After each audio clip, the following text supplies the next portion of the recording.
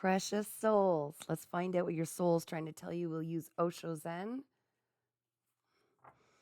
Calling in your higher self, your beautiful guardian angels.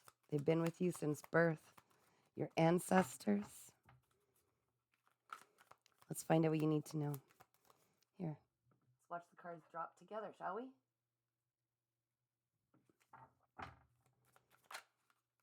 Thank you. Spirit. The entire reading is about letting your guard down. There's no need anymore to have a guarded front. You've been through a lot, I'm hearing. Now my ears are ringing. Thank you, angels. You've been through a lot, and it's created this feeling like you need to have this barrier, not to let people in. That's what this fighting card is. You're being asked and tasked to let your guard down and soften your heart a little. I'm definitely validating from your ancestors right now. Thank you. I knew that was going to come up, and we'll discuss that in a minute. You're being asked just to soften your heart because all of that was a part of your growth. It was actually for your highest good. And I know it doesn't feel like it when you're going through it, when people are hurting you, but it was for you to learn how to heal some of your inner childhood wounds. If you look at the things that triggered you during that, those difficulties with those people, they all have common denominators. They were parts of you that needed healing in order to ascend, in order to be the best version of yourself for what's to come. I'm asking your spirit guides now and your higher self to show me your energy right now. Ooh. Thank you. Good. Okay, now we also want to know if there's a specific message from your spirit guides, your ancestors. They like to chime in, and they have every right. They understand your journey also, and they've been helping you all along the way. Beautiful. And the key to helping us to release this guarded front. Okay, wonderful. Let's discuss this. We're also going to take this bottom card. All right, guys. So again, we're being called, right, to put your guard down, soften your heart. Because what's happening is it's actually creating a barrier where the people who are meant for you in your growth and this special new version of yourself that's done their learning, they can't come in if you've got this armor on, okay? Yeah, I'll talk to you this way.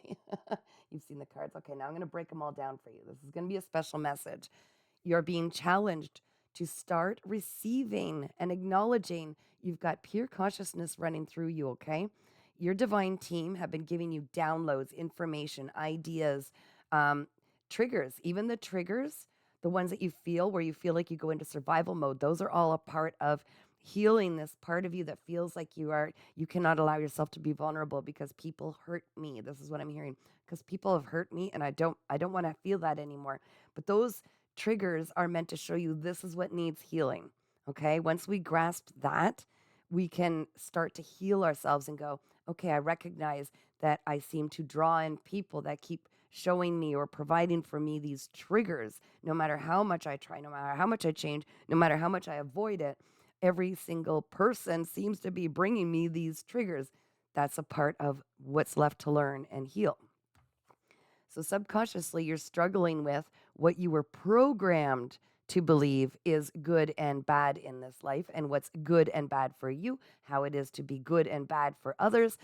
It's all a lie if you look at it as it is somebody else's truth that was projected onto you and programmed into you. What is good for one person is maybe not so good for another person. Remember, we've all got our specific, incredibly unique life journey. And no one knows it like you. No one will know it like you. And no one will know it like your own inner guidance, your spirit guides, your higher self, which is your soul. All right. And your ancestors, everybody in the spirit world, okay, they know your big journey. You know it because you feel it. And this, wow, I'm getting so many channeled messages, so bear with me because they're all chiming in. And this is so beautiful, but one at a time, I'll ask. Thank you, one at a time. Whew, all right, so some of you, this ancestor that just came forward said, yes, we always wanted to. This is, by the way, all the way through your heritage and your lineage, I'm hearing. They had a goal. They knew what they were called to do. They knew what they'd love to do, what would fill them full of joy, but it didn't meet the specific expectations, thank you, for what their parents or their friends or the people in their society, okay, in their community, what they wanted for them. So they actually sacrificed fulfilling their own purpose in life, what they came here to do, because it wasn't good for or good enough. It wasn't going to bring in enough money. They were told some of them were not, some of them wanted to learn to drive, but oh no, just, excuse me, I'm not being sexist at all. I'm just telling you the dynamics of what I'm hearing right now.